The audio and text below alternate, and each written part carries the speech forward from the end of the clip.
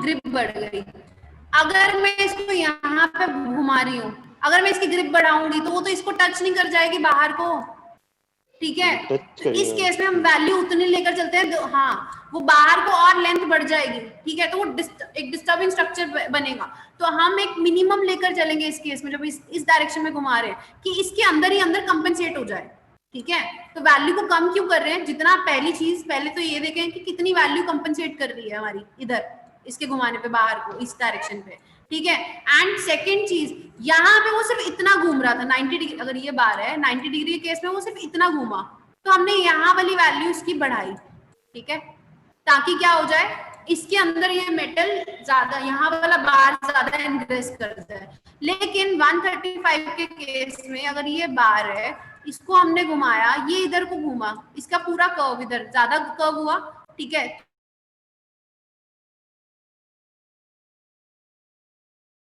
Angle बढ़ रहा है ना हमारा अंदर, ऑब्वियसली वो बाहर को आएगी स्ट्रक्चर के। Is it possible? Form work जितना लगाओगे उतनी डायमेंशन के हिसाब से करोगे ना। आपकी जो एक्सटर्नल बार्स हैं उससे बाहर नहीं जानी चाहिए, मतलब कहने का मतलब जो आपने ये हैंगर बार जो लगाए ऊपर, ठीक है, ये इतना ही होना चाहिए कि इसके यहाँ पे बाउंड्री तक कंपनसेट कर जाए, इससे ज्यादा नहीं। अब आप खुद देखो ना, जब वो कर्व किया तो इसके आसपास ज्यादा रहा उसका एरिया, लेकिन अगर 90 डिग्री में वो इधर नीचे को होता तो इसके आसपास तो उसका ग्रिप नहीं था ना स्ट्रॉन्ग, लेकिन 90 डिग्री में उसको ग्रिप स्ट्रॉन्ग बनाने के लिए हमने उसको नीचे को ज्यादा बेंड कर दिया। समझे कि नहीं? Yes ma'am. नहीं भी समझे तो बोल सकते हो, जबरदस्ती यस बोलने की जरूरत नहीं है। नहीं समझे? नहीं मैम समझ गया, जैसे कि 135 के केस में जो टच नहीं होना चाहिए मेन, तो वो वर्टिकल बार से मतलब उसका एक बेसिक, हाँ ठीक है, जो मेन उसकी रीइंफोर्समेंट है उसकी बाउंड्री से बाहर नहीं कर सकते ना, एक सर्टेन फॉर्म एरिया तो होगा ना जिसके अंदर आपको उसको रखना है। बाहर को अगर ज्यादा बाहर को बेंड करोगे तो वो तो बाहर को प्रोट्रूडिंग हो जाएगा ना, फॉर्म वर्क भी तो लगाना है, तो एटलीस्ट जो आपकी, हाँ फॉर्म वर्क से बाहर तो पॉसिबल नहीं है, मतलब वो प्रॉपर्ली पैकिंग ही होएगा, मतलब कि इसके मतलब कि जंग लग जाएगा शरीर के अंदर अगर बाहर निकल गया मैम, अगर उसके अब बाहर तो निकल जाएगा, बट रजे एक बार कॉमन सेंस ये भी लगाना, ये बार है, ये बार है, इसकी अलाइनमेंट इधर है, इसकी भी अलाइनमेंट इधर है, ठीक है, इसकी भी अलाइनमेंट इधर है, ये एक स्ट्रेट लाइन में है, ठीक है, ये एक स्ट्रेट लाइन में, यहाँ पे फॉर्म वर्क लग जाएगा बाद में, जब इसको जब तुम करोगे, जब कंक्रीट पोर करना रहेगा, ठीक है। तो जब तुमने वर्टिकल बार टाई किए होंगे, उसकी एक सर्टेन डायमेंशन यहाँ तक ही लिमिट करेगी ना, इससे बाहर तो नहीं जा सकती। जो इसकी बाउंड्री है, आपकी मेन रीइंफोर्समेंट की जो बाउंड्री है, उससे बाहर तो नहीं करोगे ना, पैक करना होगा जब उसको, ठीक है। तो जब और मोर ओवर जब आप 135 पे इस बार के आसपास घुमाओगे 135 पे, तो यहाँ वाला जो है ये इसको अच्छे से ग्रिप कर जाता है इतना। तो हमें तो मेन तो क्या कर रहे हैं, हम ग्रिप प्रोवाइड कर रहे हैं ना, कि ताकि फ्रिक्शन अच्छी खासी रहे, बॉन्ड अच्छा खासा रहे, बॉन्ड स्ट्रेसेस अच्छे से रहे, ठीक है। लेकिन अगर 90 के केस में वो सिर्फ इधर बेंड हुआ, सीधा जोड़ रहे हैं, हम चाह रहे हैं वो सीधा इसके अंदर ही रहा, ठीक है, वहां पे हम मेन तो बॉन्ड अच्छा स्ट्रॉन्ग प्रोवाइड कर रहे हैं, तो इस केस में 8 ले लेते हैं क्योंकि वो इतना कंपनसेट कर जाएगा अंदर, ठीक है। चलिए मेरे को एक आगे वाला टॉपिक कराने दो, फिर तुम्हारा पेपर है उसके बाद, कल से अगर पता नहीं तुम्हारी क्लासेस बीच में क्लैशेस ना हो, मेरे को एक और टॉपिक कराना है इसका। चलो ये तो तुम्हारी बेसिक कंसीडरेशन थी एंकरेज की। अभी एक जो मैं बेसिक पढ़ाने जा रही हूँ दैट इज लैप और स्प्लाइसिंग क्या होती है। लैप और स्प्लाइसिंग क्या होती है, जब जहां पे देखो मार्केट में हमारे पास इतने बार्स की डायमेंशन नहीं होती कि आपको फुल लेंथ के बार मिल जाए, ठीक है, वो पॉसिबल नहीं है। तो हम क्या करते हैं, दो बार्स को आपस में लैप कर देते हैं और उनको जोड़ देते हैं, उस चीज को हम लोग क्या बोलते हैं, लैपिंग बोलते हैं। अब इसकी भी एक जनरल गाइडलाइंस है जो हमारे कोड्स में, इसका तो मैं आपको एग्जैक्ट पेज नंबर भी बता देती हूँ, ये पेज नंबर 44, ठीक है, और जो क्लॉज का कोड का क्लॉज है दैट इज 26.25, लिख लेना, देख लेना वहां पे एज इट इज, ये सब कुछ तुम्हें वहां पे मिलेगा लिखा हुआ।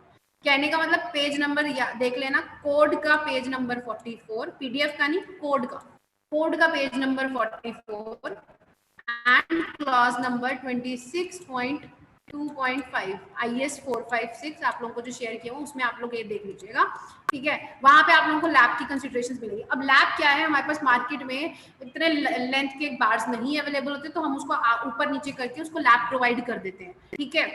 तो लैब कैसे प्रोवाइड करते हैं उसमें वही स्टडी करेंगे। एंड एक चीज इसमें गाइड जनरल चीजें इसमें अगर हम डिस्कस करें,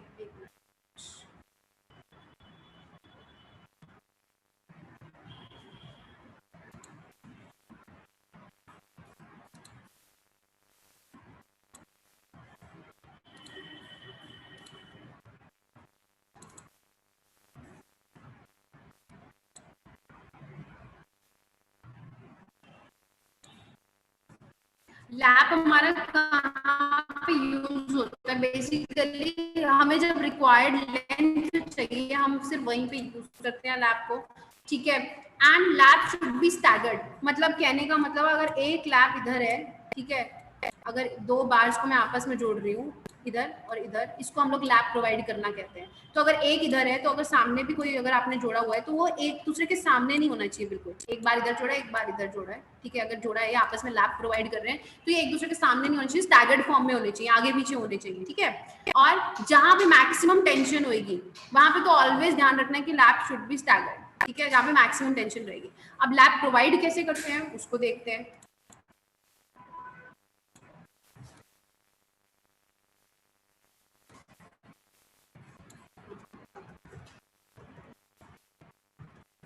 देखो हमारे पास ये 3 वेज हैं लैब प्रोवाइड करने के।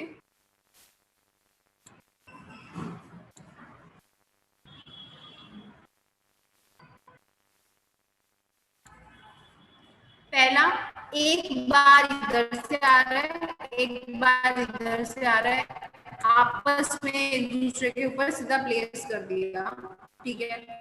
अब अगर हमारे बार की जो डायमेंशन 36 mm से ज्यादा है, मतलब ये वाला 36 से ज्यादा डाया है एज पर कोड्स, वहां पे हम लोग बार को लैप नहीं करेंगे, वेल्डिंग कर देंगे बार्स की, समझे। अगर बार आपका 36 mm से ज्यादा चौड़ा है, डाया उसका ज्यादा है, वहां पे आप लोग लैपिंग नहीं प्रोवाइड करेंगे, वहां पे आप लोग क्या कर देंगे, सीधा उसको वेल्ड करोगे। अब और किस तरह से प्रोवाइड करते हैं, एक इधर बार आ रहा है एक इधर बार आ रहा है, इसके ऊपर आपने एक और एडिशनल बार लगा दिया, ठीक है, और इसको जोड़ दिया, दैट इज अगेन स्प्लाइसिंग, या फिर लैप, एक दूसरे के ऊपर लैप कर देते हैं या फिर स्लाइस कर देते हैं। एक और केस, एक इस तरह से इसको जोड़ा और ये वाला 6 mm का 6 mm की एक और तार ली और इसके आसपास इसको बांध दिया, ऐसे स्पाइरल कर दिया, ठीक है। कितनी तार से, 6 mm की तार से दो बार्स को क्या कर दिया, बांध दिया तार से। और इसकी पिच, मतलब ये वाला डिस्टेंस कितना होना चाहिए, पिच कितनी होनी चाहिए, 100 mm पिच पे इसको बांध दिया। इस चीज को हम लोग क्या बोल देते हैं, लैप बोलते हैं। क्या बोलते हैं, लैप। नहीं समझ आया तो बोलो कि लैप क्या है, तो दोबारा रिपीट कर देती हूँ। पिच नहीं समझ आया। क्या नहीं समझ आया? पिच बच्चे, मतलब पिच मतलब स्पेसिंग, कितनी स्पेसिंग पे इसको बांध रहे हो। अगर 6 mm का बार है तो ये जो बीच में जब आप उसको स्पाइरल कर रहे हो, घुमा रहे हो, मतलब ऑन एन एवरेज आप इसको 100 mm पिच पे लेकर चलो, मतलब जो स्पेसिंग है, ये जो इधर ये वाली जो स्पेसिंग है और ये पिच नहीं पता, ऐसे स्टील पड़ा है, स्टील, ये जो स्पेसिंग है इसको पिच बोलते हैं। मतलब it should be on 100 mm, मतलब 100 mm की स्पेसिंग पे इसको बांध देना है, ठीक है। कुछ तो जनरल क्राइटेरिया रखे हुए हैं, ठीक है। यहाँ पे कोई दिक्कत, लैब समझ आ गया? आई होप आप लोगों को एक जनरल ये डिफरेंस पता चल जाए कि लैब क्या है, ठीक है, डेवलपमेंट लेंथ क्या है, एनकरेज क्या है, स्टिरअप्स क्या होते हैं। बच्चों को इसी में बहुत कंफ्यूजन होती है। अब जनरल गाइडलाइंस देखते हैं कि लैब की क्या क्या गाइडलाइंस हैं। IS 456/2000 के हिसाब से, प्लीज मैं अभी भी बोल रही हूँ, काइंडली रेफर द कोड। अगर इन केस कोड, अगर मान लो थ्योरी पेपर होता है और तुम लोग भूल जाते हो, ठीक है, याद नहीं रहती है, कॉम्पिटिशन में तो डायरेक्ट क्वेश्चन बनते हैं, पहले बता रही हूँ, ठीक है, वहां पे कोई कोड नहीं होता। लेकिन अगर थ्योरी पेपर देते हो और अगर तुम ये जनरल गाइडलाइंस भूल जाते हो, कोड साथ में लेकर जाने परमिटेड होते हैं, मतलब आप लोगों को नहीं, कॉलेज वाले आपको प्रोवाइड करते हैं कोड। पेज नंबर 44 है कोड का, और उसमें 26.2.5 पे ये सारी कंडीशंस लिखी हुई है लैब की, ठीक है, याद रखना, ठीक है, ये आपको कोड में मिल जाएंगे। अब लैब की कंडीशंस क्या है जरा देखते हैं। सबसे पहले क्या बोल रहा है, lab supply shall not be used for bars larger than 32 mm।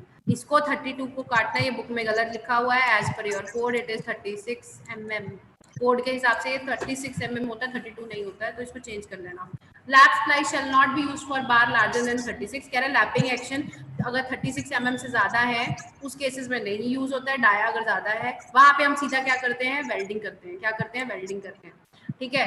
Lapping of bar larger than 36 mm में be permitted in which case additional spirals, वहां पे आप लोग एडिशनल उसको बांधने के लिए एडिशनल स्पाइरल यूज करोगे अराउंड द लैप्ड बार। वो कह रहा है कि अगर आप लैपिंग कर रहे हो बार्स की जिनकी डायमेंशन ज्यादा है 36 mm से, तो आप वहां पे क्या करोगे, एक्स्ट्रा स्पाइरल ऐसे तार से बिल्कुल बांधोगे, सीधा रख के छोड़ोगे नहीं, ठीक है। एक्स्ट्रा स्पाइरल आप लोग उसको बार से बांधने के लिए यूज करोगे, क्लियर है, अगर आपको वेल्डिंग नहीं करनी है। नेक्स्ट क्या गाइडलाइन कह रहा है ये देखते हैं, थर्ड पॉइंट पे क्या कह रहा है। अगर हमें लैप प्रोवाइड करना है, बस इसके बाद मैं तुम्हें फ्री कर दूंगी, ये लास्ट ही है तुम्हारा। अगर हमें लैप लेंथ प्रोवाइड करनी है बार्स की अंडर फ्लेक्सुरल टेंशन, मतलब जहां पे आपकी मतलब जो आई होप फ्लेक्सुरल टेंशन सबको पता है, जब आप अंडर बार आपके अंडर टेंशन है उसकी से पहले अगर आपको वहां पे लैप लेंथ प्रोवाइड करनी है, सेम फॉर्मूला यूज होता है लैपिंग के लिए जो डेवलपमेंट लेंथ का फॉर्मूला होता था, सेम फॉर्मूला। या तो ये वाली वैल्यू यूज करोगे या फिर 30 times of the dia of the bar, और डाया कौन सा होगा, जो आपका मिनिमम वैल्यू होगी बार की वो, ठीक है। मान लो अगर दो डिफरेंट साइज के बार को आप लैप कर रहे हो तो आपको जो वैल्यू यूज करनी है, जो छोटे वाले बार की वैल्यू है उसके हिसाब से डाया कंसीडर करना रहेगा। इन दोनों में से जिसकी वैल्यू ज्यादा होगी, आइदर एलडी वाले फॉर्मूला से जो वैल्यू आ रही है या फिर 35 वाले से जो वैल्यू आ रही है, जिसकी वैल्यू ज्यादा आएगी वो वाली वैल्यू हम पिक करेंगे। मतलब एक बार इधर एक बार इधर, तो एलडी की जो वैल्यू आएगी, तो ये जो लैप प्रोवाइड कर रहे हैं ये एलडी के बराबर है। या तो अगर एलडी ज्यादा है तो एलडी के हिसाब से उतना लैप प्रोवाइड कर दूंगी, या फिर जो 35 वैल्यू है उतनी डायमेंशन में आप इसको क्या कर दोगे, एक दूसरे के ऊपर नीचे लैप कर दोगे। क्लियर यहाँ पे? हाँ या ना, कुछ बताओ। नहीं क्लियर तो बोलो, मैं रिपीट करूं। नहीं समझ आ रहा तो बच्चे बोल दो। मैम जो लैप आपने बोला था कि एक अगर बार 30 का है, अगर दूसरा 32 का है, तो कम डायमेंशन वाले से यूज करेंगे, मिनिमम वैल्यू यूज करेंगे ना।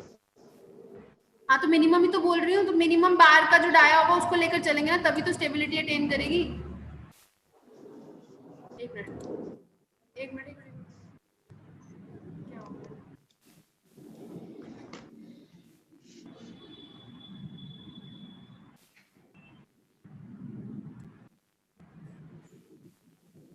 जो छोटे डायमेंशन की वैल्यू उसको लेकर चलेंगे, ठीक है, एज पर द कोड।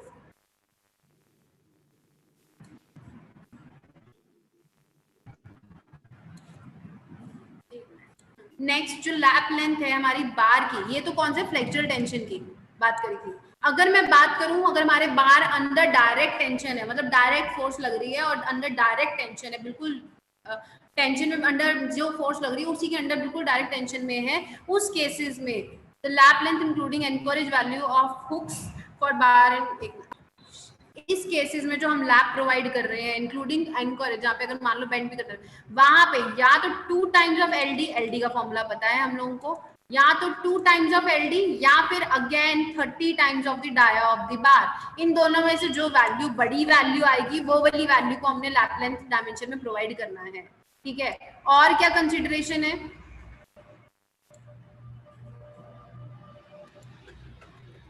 और क्या है, क्या कह रहे हैं, ये दो वैल्यू तुमने निकाल ली। मिनिमम क्या कहता है, मिनिमम हम लोग को the straight length of the lap shell not be less than minimum. मान लो अगर कुछ ऐसा केस आया हमारे पास कि इन दोनों से जो वैल्यू आई वो हमारी एग्जांपल लेकर चल रही, एक एग्जांपल कि सिर्फ 150 mm आई, ठीक है, तो आप वो 150 mm को नहीं कंसीडर करोगे, आप 200 mm तो प्रोवाइड करोगे ही करोगे, या फिर 15 टाइम्स ऑफ 5 तो प्रोवाइड करोगे ही करोगे। मिनिमम आपको इतनी प्रोवाइड करनी ही करनी है, 15 टाइम ऑफ 5 तो नहीं कंसीडर करो क्योंकि आप ऑलरेडी यहाँ पे 35 लेकर ही चल रहे हो। एक जनरल थंब रूल कि अगर वैल्यू 150 mm से कम आ रही है तो लैप लेंथ आपको मिनिमम 200 mm तो प्रोवाइड करना ही करना है, ठीक है। आगे क्या बोल रहा है, splicing of tension member shall be enclosed in spirals made of bars not less than 6 mm। तो तो जो हम यहाँ पे बार्स को, जो अगर काफी थिक बार्स जहाँ पे हम स्पाइरल प्रोवाइड कर रहे थे, ये वाला, वो क्या कह रहा है, मिनिमम ये जो स्पाइरल प्रोवाइड कर रहे थे, घुमा रहे थे, जो वायर घुमा रहे थे, वो क्या कह रहा है, 6 mm से कम नहीं होनी चाहिए। उनका जो डाया है 6 mm से कम नहीं होना चाहिए, और जो पिच है वो भी वो 100 mm से ज्यादा नहीं होनी चाहिए।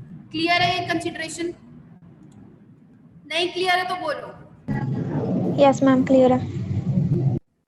नेक्स्ट क्या कह रहा है कि अगर बार लैप लेंथ, अगर हमारी जो बार की मैं बात करूं जो अंडर कंप्रेशन है,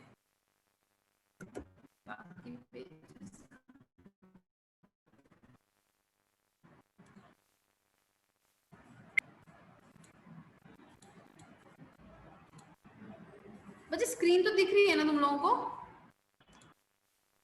यस मैम। हाँ, नेक्स्ट